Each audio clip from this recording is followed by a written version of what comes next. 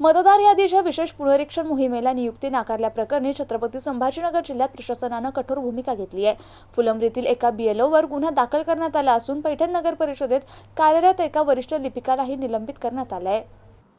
केंद्रीय निवडणूक आयोगाच्या विशेष मतदार यादी पुनरीक्षण कार्यक्रमाअंतर्गत फुलंब्री मतदारसंघासाठी मुकुंदवाड येथील नर्मदा कॉन्व्हेंट स्कूलचे कर्मचारी योगेश घनश्याम पाटील यांची बीएलओ म्हणून नियुक्ती करण्यात आली होती। मात्र नियुक्तीचा आदेश मिळूनही त्यांनी काम करण्यास नकार दिल्याने फुलंब्रीचे प्रभारी गटविकास अधिकारी प्रसाद खेडेकर यांच्या तक्रारीवरून त्यांच्या विरोधात गुन्हा दाखल करण्यात आला।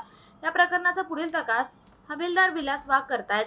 दरम्यान दुसऱ्या एका प्रकरणात पैठण नगर परिषदेत कार्यरत वरिष्ठ लिपिक मोहिनी संभाजी भरे यांना पुनरीक्षणाच्या कामात निष्काळजीपणा आणि प्रशिक्षणाला दांडी मारल्याप्रकरणी जिल्हाधिकारी विनय गौडे यांनी निलंबित केले।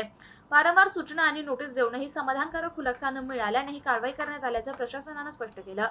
मतदार यादी पुनरीक्षणाच्या कामात कोणतीही हलगर्जीपणा खपवून घेतला जाणार नसून कामात दिरंगाई करणाऱ्यांवर थेट गुन्हे आणि निलंबनाची कारवाई केली जाईल असा स्पष्ट इशारा जिल्हाधिकाऱ्यांनी दिलाय।